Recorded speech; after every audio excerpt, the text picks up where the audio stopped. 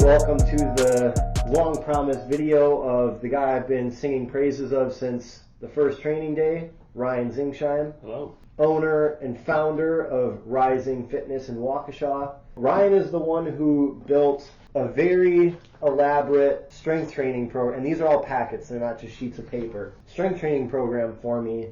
So I thought what would be a really cool idea is just do a sit-down full day of filming with Ryan to go over just his philosophy overall. We'll jump into the actual workout. He'll show all of you and me with each exercise, like what's the reasoning behind it, because he really put a lot of thought into this. And then lastly, we'll sit down, go over some exciting news, and just pick his brain a little bit. Thanks for agreeing to do this.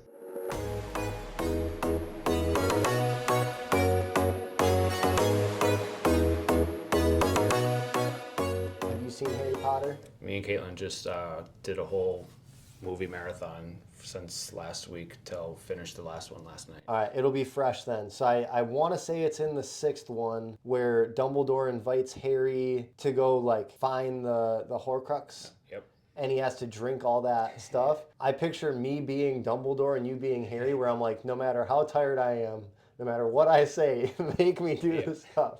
And I feel like this is just that perfect kind of balance of like, keep the dialogue going, keep it fluid where we need to adjust. But I think you also have that good base of like, you know that it's not going to be easy. You kind of peek behind the curtain of like what the progression looks like. And so I like that you're kind of also in the corner of like, knowing that I'm not going to want to do it, and that there are probably going to be points where I'm like trying to like emotionally Heisman you when we put together phase 4, and holding it to this lofty goal is like, we say we're going to do this, we can't put in this much effort and then go for it. Like it has to be an intense push. And so yeah, it's cool having you kind of on the team of making sure I do it the right way, and show up feeling confident that like no stone was left unturned. But right, it's that whole concept of basically personal training and having a coach is someone's there to hold you accountable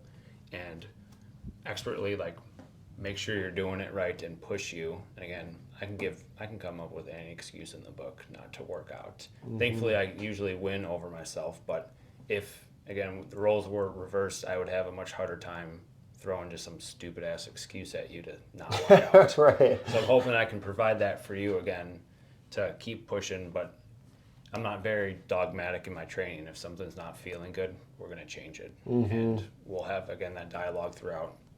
That if something's not feeling right, some exercise just doesn't work or whatever, we'll change it. We'll make sure we hit what we need to hit, but it's a lot more kind of loose-ended than right. You have to do this. Yeah. Well, and I also just think it's important, like there are therapists that have therapists. There right. are fitness coaches that have fitness coaches. I think it's important to recognize like what are your strengths, what are your weaknesses. I do believe that every like health coach should make it a point to continue education and keep leveling up, but inevitably it's an infinite rabbit hole of all these different like sandboxes to play in and learn about. And just in the path as an athlete that I've been on, I recognize that the strength and like power component of stuff is probably the weakest link. Like I've done functional training, I've done mobility, I've done my fair share of endurance and like ultra stuff. And so yeah, just I think that's kind of a reminder to everyone of like, the bigger the goal you have set, the more you need to put your ego aside and be like, all right, I should probably get help to make sure I do it the right way. But the next step is phase 1, day 3. This is my workout today. So Ryan has very graciously agreed to kind of turn this into a tutorial for me, for you, and just get it video logged. So we're gonna go through this whole workout. He'll do some demos. He'll coach me as I go through it. So let's get to the gym. Let's do it.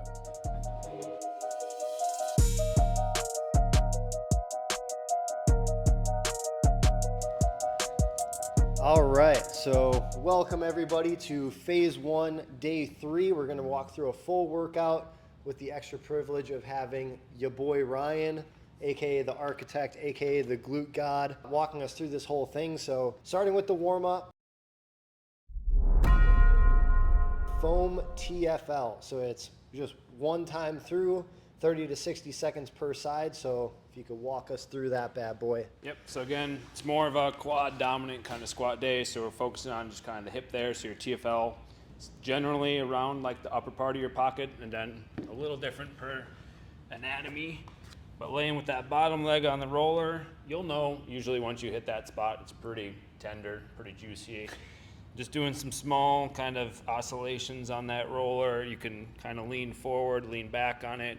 Just figure out where that goes, warming up. And again, 30 to 60 seconds, depending on how juicy it's feeling, and then hit both sides. All right. I'm hoping y'all can still hear me, but yeah, mine is almost always real tight. Sometimes with the roller being kind of bigger, sometimes I like to grab a smaller ball, lacrosse ball, Yeah. and really dig it up in there. But again, it's more just to kind of warm up the soft tissue, not really try to do anything drastic here. Right. Yeah, so this is something that we probably want to spend closer to that 45, 60 second range instead of that low 30 second. But again, depending on the day, you know how your body feels better than I do. Right. Switch over. Personally, I'm pretty bad at counting in my head, so I like I to always usually, yeah, I set have my phone or watch. something so I can actually 30 seconds in mind time. If I look at the phone, it's usually around like 12 to 15 seconds. Yeah. So That's having that timer set, actually make sure that you're doing the proper amount of time that's necessary. That's me when I meditate. If I don't set a timer, I'll think I've been doing it for like 15 minutes, and I'll look down, it's been like 2 minutes and 45 seconds. Yep. Again, this is the part just kind of, it's nice when you have the sheet here, you can oversee the workout and kind of start mentally prepping for it. But again, it's very kind of low key right now, just getting your mind and body ready to kick some ass in a little bit here. All right, so TFL foam roll complete. And then next up, I believe, is hitting the quads. In the quads. Again, more of a quad knee dominant day, so we're going to foam roll the quad. And just for the sake of making sure we get it right and maintaining good posture throughout, we're going to go one quad at a time. So I like to always start kind of right above the knee, leg out to the side, just on your forearms. So again, my back isn't like tilted down or anything crazy. And I'm just working my way up a little bit, just focus on a little bit at a time. Then I'll bring it up here. Get up into that hip flexor again, work my way around. I can tilt my quad to get them more inner, go a little more outer, touch that IT band a little bit, just whatever's kind of feeling necessary to hit. A little added thing you can do is once you get to a certain spot, do a nice slow hamstring curl. Feel that, that crunching in your quad. It feels perfectly terrible. So again, about 30 to 60 seconds per side. And hitting that little slow hamstring curl, I do like 2 to 4 reps per leg. Let's hit some quads. So, and you think like same thing, right? Like 30 to 60 seconds per side, depending. Yep, depending on kind of how sore your quads are feeling. Again, anywhere right above the knee, all the way up into that hip flexor. Yeah. Even again, just touching the IT band, see how it feels. Just warming those up so we can get the most range of motion and benefit out from our kind of quad dominant day today.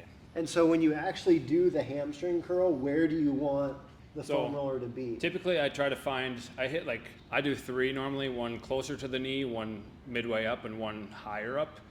But typically find the spot that feels, again, the juiciest or most tender. Oh. And yeah, you'll know. It feels, like I said, perfectly terrible. Yeah, right by the knee isn't bad, but that like. And for me, it's like about 4 or 5 inches up from the knee. Yeah, felt that. And so you have like, regardless of the client's goals, universally, you think foam rolling is like always start with foam rolling? Kind of read the room on it. Some people, I'll always try my client or tell my client to at least give it a try and see how they feel. 9 times out of 10, they're gonna be like, okay, my body actually feels better. I'll do that to at least a little bit, whether it's the full 30 to 60 seconds, and depending on how much time. A lot of training we do here is a 30-minute session, so I don't want to spend 30 to 60 seconds. This warm-up usually will take around like 6 to 10, 12 minutes. That's half our session gone. So try to get them to do it, but again, we can manipulate and warm up a different way. But for sure, I love foam rolling and recommend it. Yeah. At least one body part per day. So moving on, we got our half kneeling hip flexor stretch. So again, you can do this down on the ground. I like to do a little extra added by elevating my back foot on something, but this works. So just getting that hip fully tucked under and then squeezing your glutes and then just doing some slow kind of oscillating forward and backward. Just feeling that front hip get nice and warmed up. This one again, like 30 to 90 seconds, or I'll count my reps. I do 10 to 15 kind of forward, backward, and then do like a 5-10 second hold at the end range. Okay. Yeah, this is, for running, this to me is one of the most important ones, because everything right in the front here is usually what gets tight for me. So just making sure before every run, like do something, I'll just do like body weight, like glute bridges to get the glutes firing, and then make sure stuff, like the whole front side right here, make sure it's nice and loose, because otherwise it just tenses up within, again, relatively short, like 5 to 6 miles, it'll start tensing up on me. Throwing another kind of variation in there, we're going to do a banded dead bug. So you got a band attached to a supported structure. See, I like that you put the bag there. So again, just with our normal dead bug position, you got your legs up at that 90 degrees, keep that toe flex. Again, you want tension throughout the body. Tension creates that stability. And to add that extra tension then, we're pulling that band, straight arm, kind of over your chest. And now we're just moving our legs with it. So again, make sure that low back is tucked in. And then you're gonna drop your leg nice and slow and controlled and back up. Alternating legs here. Usually pulling on that band, you can feel your upper core engaged, your lats engaged, and then you're working kind of that mid-low core as you go down. So this one we're actually breaking into reps. So this one we're gonna do 2 sets of 10 reps. And sometimes, so these bottom 3, we got dead bug, bridge, and pogo hops. I would just almost superset the dead bugs and bridges. So I would do 10 dead bugs, that's total, so 5 per leg, 10 bridges, and we got 2 sets. So back to dead bugs, bridges, then we'll come up and start jumping around. Let's get it. So now again, now you're engaging your shoulders, your lats, your upper core, while moving the lower body. Again, the importance is that stability and keeping your low back in the ground. A way to help with that is, as Trevor's doing, it's got his head up. Sometimes that can cause, especially if it's tight traps, neck, holding your neck up, resting it down. It helps create better awareness of your core by keeping your low back, but once you drop your head down, typically your low back is more likely to pop up. So this is a little cheat sheet, but if you have a tight neck, either rest it on a pillow or try to rest it on the ground. And then going right into the bridges, again, just warming up the glutes. I always got to get the glutes firing no matter what the leg day is, in my opinion. Juice the peaches, people. Again, nothing crazy here. Both are 10 reps. Just get the blood flowing, activating the muscles, not doing anything crazy here. If you're on a time crunch with some of these things, dropping it down a little bit, it's still important to hit them, but maybe instead of doing 2 sets of this, only hitting the 1 set. But again, it's always important to get your warm up in to have the best workout potential and keep yourself injury free or mitigate the risk. All right, so now we got key muscles kind of activated. Last thing is just kind of get the heart rate up a little bit, work on some jumping. I find these to be kind of fun. They're called pogo hops. So in keeping a mostly straight leg, our goal is to just kind of jump up almost like you're on a pogo stick, but you're flexing your toes, just working on getting higher and higher and just landing, getting good ankle going, work your calves a little bit. So you're jumping up, and as you go, and getting higher and higher, having more fun. So legs fairly straight, and then after I jump, try to keep the flex feet your straight. toes. Yep. Okay. We're going for 15 of them. It feels ridiculous, but as you go, you kind of get used to it. Okay, so then you just do that 2 sets, so same thing? Yep, so same thing, just a short 15, 30-second break in between, again, just getting the heart rate going before we go into our first exercise of the actual workout. Let's get it. All right, so warm up complete. Let's head to the first exercise. Let's do it.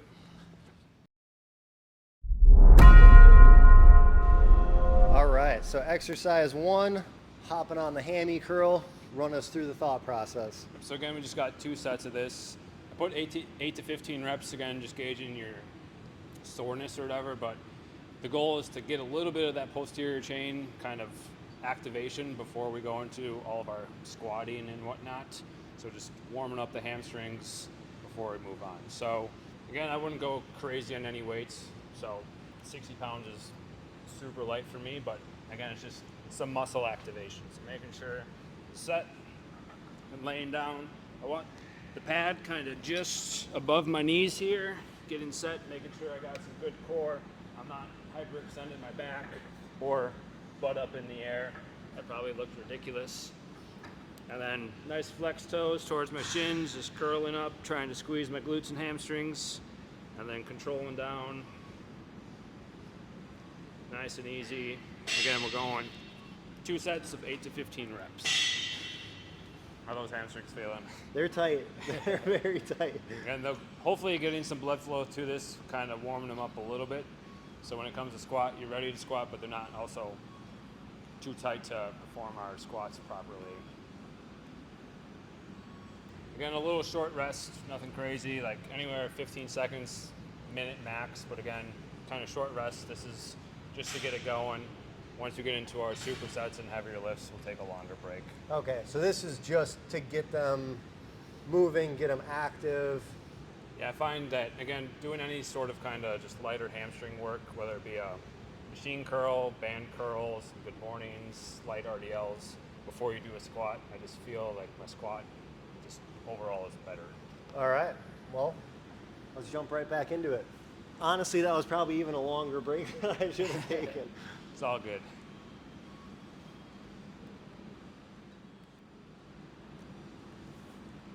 All right, got our 2 sets in again. Our focus today is mostly quad dominance. We're not trying to destroy his hamstrings or glutes anymore. We'll save that for day 5. All right, on to the real stuff. On to the good shit. All right, so the lying hamstring curl, that's like kind of the transition between like warm up and we're Right. getting into it. Technically, you could put that at the bottom of the warm-up, but just to get a little more intense than the actual warm-up to now set ourselves up for the most success to try to do a heavier goblet squat. So we got a elevated heel goblet squats. Again, you can do different modalities of elevating your heels. You could set some plates on the ground. I got my blended it with the floor foam pad here, or again, you can go a little higher on the slant box. Just kind of pick the modality that feels best for you. The goal is, again, to help a little bit with the ankle mobility, to get a little kind of deeper into your squat, hit those quads and knees a little harder. We got 3 to 5 sets. So again, I always like to start set 1 off kind of a little lighter. Just feel the movement out. How's it feeling today? Do I feel strong? Can I push the weight? Am I sore as shit? Do I need to kind of dial it back down? Just feeling it out. So again, 3 to 5 sets. We got 6 to 12 reps. So teetering just at the end of that like power range into the hypertrophy. So again, want to get more reps in, but also try to load that weight up. For me, 35 pounds, adequate weight for my first set. So I got my nice squat stance here, just outside hip width, toes a little bit out to the side. Bringing the dumbbell up at my chest. Again, locking everything in, squeezing my glutes, squeezing my core, and then just controlling my low raise down as low as I can, controlling it back up, just pause, back down, back up. Again, 6 to 12 reps. Again, as you see, he's holding it horizontally. It's also okay. Really, the weight's at your chest, whatever's most comfortable for holding it with your wrists, hands, and whatnot.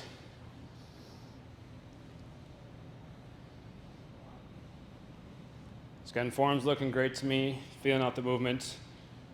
Anything feel off being from Monday? In this movement, no, because like you said, it's very, I don't even know if people can hear me right now, but it's very like quad dominant. I can feel it in the glutes too, but feels good. All right, again, it's quad dominant, but you're still working all the major muscle groups of the legs here. And now we're just kind of assessing, can we do all 5 sets, and can we up the weight from 20 pounds? Maybe now we go 30 or 40. Yeah. Just adjust accordingly. So typically I would do 35, maybe jump to 60. And unfortunately we only have up to 100-pound dumbbells here, so I stopped there. But Okay, and then for rest, And then just building in kind of an active stretch. So typically I would grab something just to stabilize myself so I can get the most out of the stretch. But pulling my quad back, again, squeeze the glutes of that back leg just to amplify the stretch throughout. Hold 10 to 15 seconds on each leg.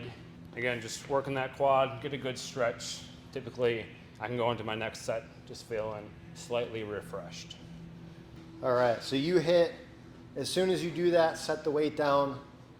Yep, pretty Hit much that. maybe like a 5-10 second buffer, just if you need to catch your breath, especially if we're going heavier or higher reps. Yeah, Catch your breath, get set, stabilize yourself, get your stretch, and then take, for this, anywhere from, I think I said like 60 to 30 minutes. yeah, like 1 or 2 minute rest. So Yep. yeah, I'd probably go about 90-second rest. I'm not calculating as closely as I normally would. Right, and just, kind of you know. gauge how you feel. And again, with the warm-up sets, as we ramp up, the rest can be lower. Once you really get into those hard exerting working sets, then you want to take that longer rest. Okay, all right, speaking of.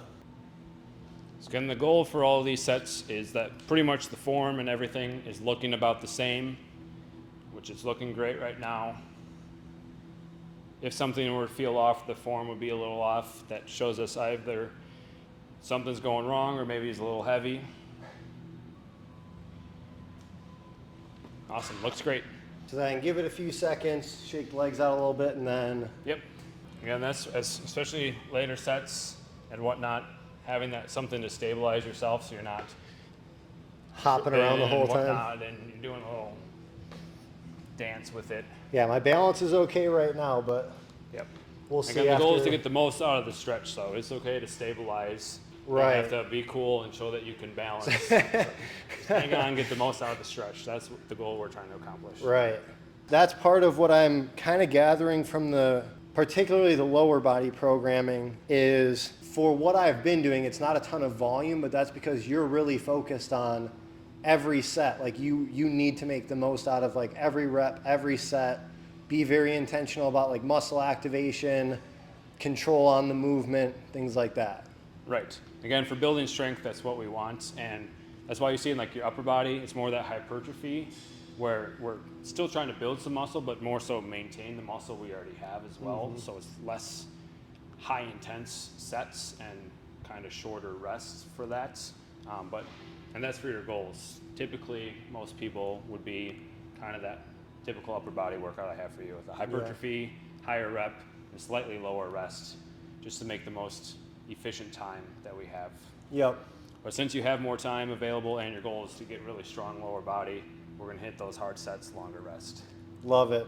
So typically, again, depending on if he was sore or not, set 3 we would try to go a little heavier just for the sake of running around grabbing a bunch of dumbbells from everywhere. We'll stick with this. And let's say he was feeling a little more sore today. We'd stick with this, and this would be, we'd stop after 3 sets. He does have the opportunity to do a 4th and or 5th set and either stick with the weight or jump the weight up again. That one's starting to get a little bit more tough. Good. I'll hold on for this stretch.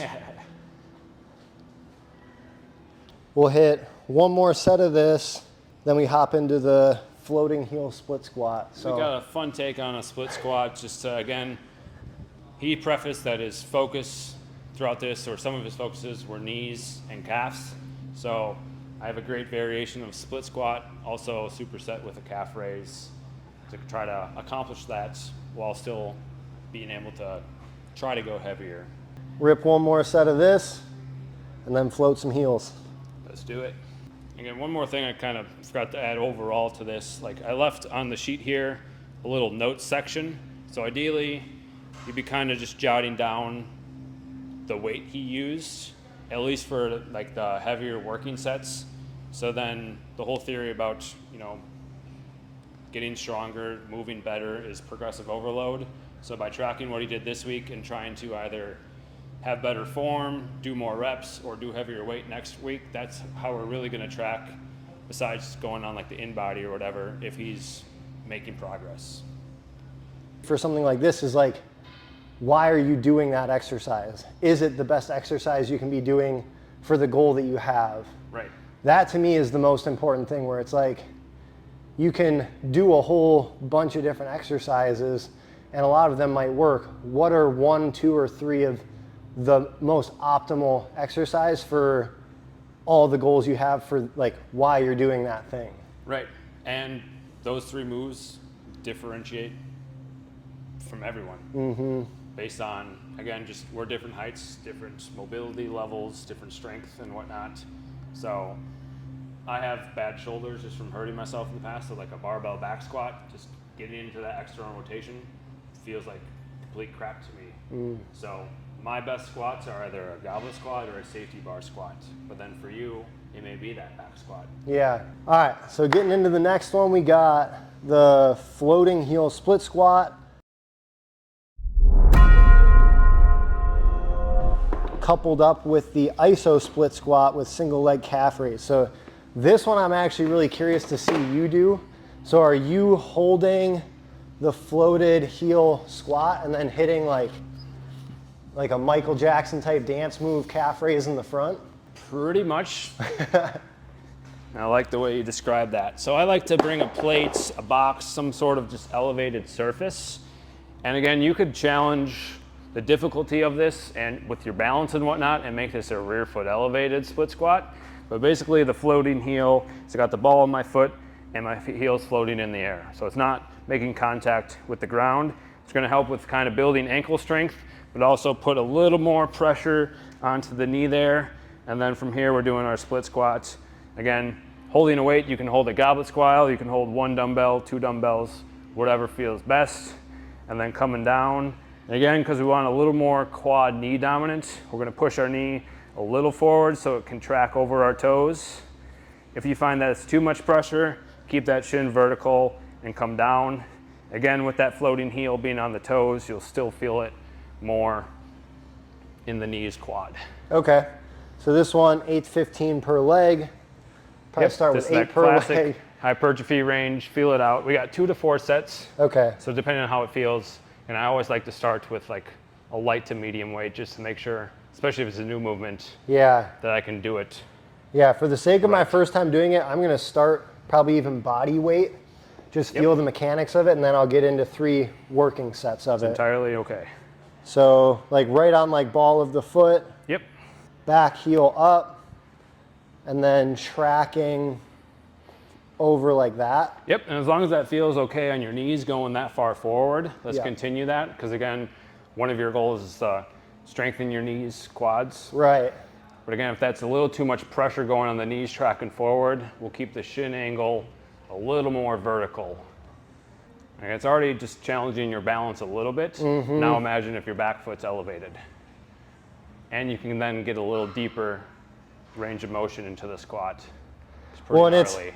It's as much like balance feels all right, but the fatigue from like this is where I see the compound effect of like these aren't even the muscle groups I necessarily hit, but that compound effect of like the strain from Monday and then just doing that last one, like it's gonna build quick. Oh yeah, it's always good to work on balance. Yeah. Again, split squats, unilateral training, single leg training is one of the best ways you can really build overall strength and balance at the same time. That's why I'm amongst the few who one of my favorite lower body exercises is that Bulgarian split squat. With this, I'm not bringing my leg back to like locked. Correct. We always want to have constant tension kind of on that muscle. We're not trying to get a huge rocking motion, one that's going to really kind of throw off the balance of it. But then a lot of people I find that do that will fully lock out that knee and extend it, and that just does not feel good. Right. So constant tension on that muscle, just coming in and out, a little more controlled movement there. And then so that's paired with iso split squat with single leg calf raise. Yes, so we're gonna be in that same stance, and I'm gonna challenge myself to be on my less good balanced leg. So back in that split stance, we're gonna go down to like a quarter or half rep. And again, you can do this body weight, especially to start, but I like to add right above the knee, just so it's on the shin angle, some extra weight, and I'm pushing down a little bit, but I'm flexing down and flexing up. So just tap the heel on the floor, bringing it up, really working that calf while challenging the muscles you just worked, sitting in that quarter to half split stance. And this will get you pretty quick. All right. It's different, but different is good. And so we're going 10 to 20. I'll start with 10. Again, being the calves, you want to try to challenge the reps a little more with it, but yeah. So here, and see how it's feeling. I'm going to start body weight to make sure I have the movement down. Right. And I would So, consider that smart training. Like half. Yep. And if you've got some good ankle mobility too, you could even elevate the surface a little more so you can get a little more on that down range. But that top coming up and flexing the calf is where it's also very important. Bring your knee a little more forward so that shin is nice up and down, and try to stay right there. I'm pushing more this way, and I'm training the calf, so I want to push down. So if I'm pushing straight down, you won't have to worry about that at all. Gotcha. I can put a slider under this and put it on the turf, and it shouldn't necessarily move. Okay. Don't do that. Let's be safe here, but just for an example. Just trying to get as much of that weight downward onto the calf and ankle as possible.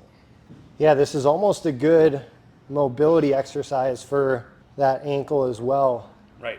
And ankles are a huge part of running as well, so they're fairly make sure we important. build them. And we'll get more into kind of style of training and whatnot, but then you can throw fun things in here too, like holding this stance and doing some lateral raises, and just, I like to see what kind of crazy shit I can do I like it. while being safe and effective at the same time. And so this is, so a little quicker turnaround, 30 to 90 seconds. Yep. So I'd probably go like 60, 70 seconds between. Again, we're not going as heavy with the weights as like we would with the squat, so don't need necessarily as much rest. Again, just trying to keep the pace going, keep the heart rate up. I dig it. I feel like this one is a sneaky one where like it looks like people are probably watching this like, how is that difficult? Try it. Try it. Try it. I like the idea of holding on one side the weight, because then it kind of forces that stabilization a little bit. Yep, great So- way to challenge the core while you're doing it. When you're, so left foot forward, right foot back, are you holding weight in the right hand then? Typically for me, I find it's one out of the way, but I just kind of like that. If you notice someone's kind of like really shifted this way, or their hips are popped out, it could be more beneficial to Same hold it on side. this side to kind of level it out. Okay. But since I don't find a problem with that for me, I like to have it just so it's not awkwardly here. Okay. And you can always hold it goblet style too. Yeah. All right, so let's saddle up here. There's other ways too, especially if you struggle with balance, sticking with body weights, you could also hang on. I know he's holding his mic. Hang on to a bar or a pole or a partner. You could put a weighted vest on then so you can hang on to something, and then work your way up to doing it with no exterior help. Yeah, this is, I think the fact that you don't get to lock out at any point, it's almost like a strength yoga type movement. Yeah. As you add weights or do the more reps, that burn starts to set in, and all you want to do is relieve it by extending your leg, Yeah. but no sir. When my legs start getting tired, just that initial push back, there's that Yep. quiver going on. I personally enjoy it and find it funny. Any shaking and whatnot means the muscles are working adequately. Oh, that's Once one you of those, add the weights, but even just doing a second set of it, Yeah. will really get to you. it's just one of those exercises that like in your head you're like, this can't be this difficult, and then you do it. And again, you just did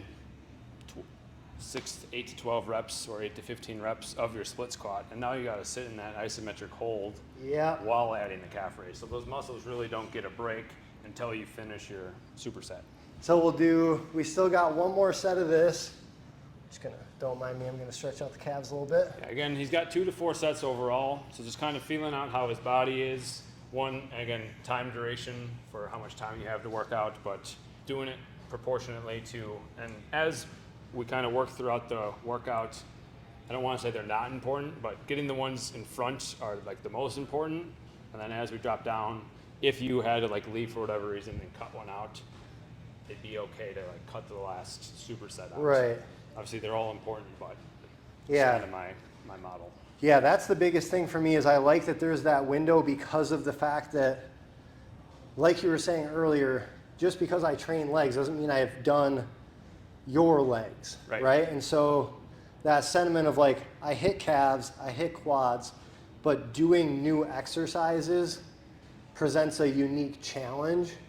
And so just that window of like, all right, if I'm pushing very hard at the beginning and then I just realized that like, all right, I've gotten the benefit I need from 3 working sets and I can do the 4th and realize that it's probably just gonna at that point have a negative effect on the next training session, which may just be a cop-out, but I think there's something to be said about the longer you train, the more you have that intuition of like, all right, like that was the magic number right there. You get in tune with your body, and you can know like, I could push it, but then I'm going to be wiped. And it's making that kind of educated decision, educated guess even of like, let's drop a set out. Let's not go crazy here. Well, and that's what makes this such a multifaceted thing is I understand the importance of the strength training and that I need to make sure I'm getting this just ready to go. But at the end of the day, I got to log the miles. Right. And so that's another factor is it's like building the strength and still having the bandwidth to go for, I mean, right now, not too far of runs, but down the line, like 20, 25, 30-mile runs while doing this stuff. It really puts into perspective just how much is involved in doing this the right way. Like, it's not just, oh, like go run more and more miles. It's like, no, the strength has to be there, the joint health has to be there, the mobility has to be there. All of it kind of plays a factor. Really for everyone, but especially when you're doing something like as intense as what you're doing, you want to have that all-encompassing effect of proper strength, proper mobility, proper warm-up, proper cool-down, obviously outside the gym, proper hydration, sleep, nutrition, all that stuff. Because otherwise, if you don't have, when you're doing something like this, all those kind of ducks in a row, the risk starts becoming a little bit higher of injury or not accomplishing what you want to do. Again, you're at the extreme here with it, but still, all the concepts still apply, just maybe to a lesser overall extent. I was focusing on talking what I'm saying, but back the knee, again, was sitting just a little bit back, just so keeping that forward. You can even set up, typically, if I'm training someone, I'll hold my hand there. But if you're on your own, for the calf raise part, you can almost set up like an external thing. Your toes are still kind of blocking it, but if you want your knee the same distance. So you don't want to hit it for this straight up and down, but if you see yourself getting further away. Gotcha. I like the idea of, having a kind of postmark just to make sure. And for the split squat too, you could have them then just aim and go forward towards the roller and actually. Yeah. So we got one more superset, machine leg extension with assisted sissy squat or reverse Nordic. We'll go assisted sissy squat. Let's head over to that one. Oh my gosh, dude, my legs are feeling that. The legs are definitely feeling it. Yep, so we're on to our last superset, just kind of let's try to torch his quads a little bit. So we got 2 to 3 sets of leg extension for 15 to 25 reps, and then we're going to do some assisted sissy squats for 6 to 10. And this will kind of start to prep you for come phase 3. Remember, you got 100 to 100 or 250 of these. Most of what we're doing is kind of free weights, but whenever you're on a machine, I just want to preface, make sure you set it up to your right body. So I'm tall, I make sure I'm in here, back of my knees are on. I don't want to be forward where my knees are just hanging off. You're just setting yourself up for some knee pain. So coming in here, again, because it's higher rep, I'm not going to go crazy with the weights. We're back at 60 pounds. This should be very doable for me. You see, with the state of your legs, your run. 45. Adjust accordingly. 45. Again, keep those toes flexed. Nice tension throughout. Come up. Focus on squeezing. I like to look at my quads while I'm doing it. It just helps me get better activation. Make sure you're pulling yourself down so you're not popping up. Really just going like a medium. You don't want to fly through it, but you don't have to go super slow here. Again, we're just going higher rep. Get a wicked quad burn going. Yeah, so I'm Probably not adjust. 6'10", so I'm going to move this up a little bit. We're definitely moving that up because my legs are starting to feel like cement's getting poured into them. So it's 15 to 25 reps. My plan, probably do 15. Yep. We'll Again, see though. Smart. Listen to your body, especially knowing that you have a run to do still. It's probably the smarter move. Let's just do, even if it's just one set, even though I said 2 to 3, maybe just doing one might be good. Yeah. But again, just see how it's feeling. Oh man, 45 pounds has never All felt right. that heavy. So the assisted sissy squat is fun. So it challenges balance, mobility. Obviously, assisted is hanging on for that balance parts, and then you're coming up on your tiptoes. And depending on how comfortable you are with this and how good mobility you have, we're gonna go all the way down, pushing those knees forward. See if I can get my butt to my heels. A lot of pressure on the quads, good stretch in knees. Coming back up. Again, that can be very taxing on people's knees, so just for the sake of showing, I put assisted or the Nordic hamstring or reverse Nordics. Typically I'd have a pad here. That one just more, you can hang onto a band, kind of lean back here. Still same movement overall, stretch, just a little bit less daunting on the knees going down. Yeah. Again, this one's just 6 to 10 reps, nothing crazy here, especially because we're going 2 quad heavy things here again. I'm trying to make sure we got full kind of hip extension as you come down. Yep. This beam is saving my life right now. Shaking right now. I think the beam is hiding it, but they're shaking like They're crazy. shaking like a mother. Oh my Again, God. this is important then, making sure that we have time to do the cool down, stretch the legs, and then Trevor's very diligent about his hydration and recovery, so I wouldn't be worried about that for him, but making sure we get that in because you're going to need it. Absolutely. All right, so after this, the cool down would be band assisted half kneeling hip flexor stretch.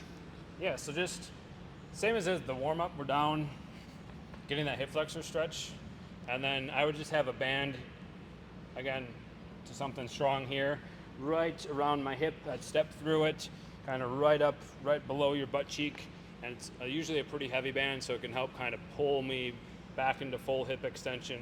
This one, I'm just sitting here, squeezing my glute nice and tall, don't need to really lean forward, and holding that, again, 30 seconds to 2 minutes, and that will start, it'll feel good, but it'll also hurt. Yeah. In a good way.